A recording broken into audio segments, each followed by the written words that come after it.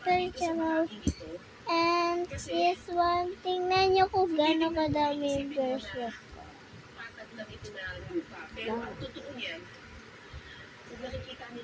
Sobrang dami. 4 bracelet. Yan o. 1, 2, 3, 4. Focus word.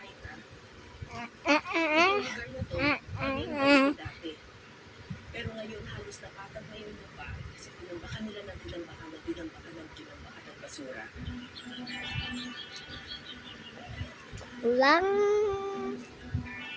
Natatandaan pa ng mga katutubo ng unang pumasok sa kanilang bundok ang mga tagapatag dala ang kanilang malalaking truck. Ang binis, ang size.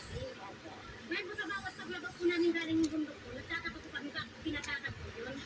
Ano po sinabi nila bakit daw pinapatag ang yun na sabi na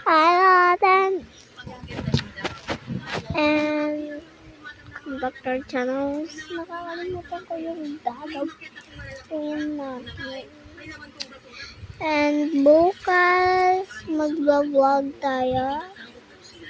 And samahan nyo ko bukas pumunta doon sa simbahan. Habang nag-picture tayo doon, patay natin yung cellphone. Okay, kasi mapapagalito tayo.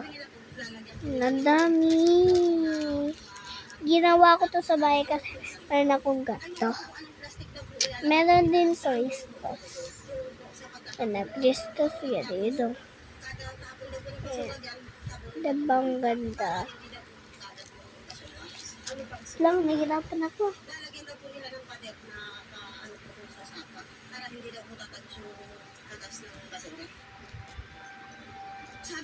Ayan, ang dami kong bracelet. kung ano-ano po yung cellphone yung pinatapon nila eh. Lahat ng ano-ano daw po, hinihiwalay daw po.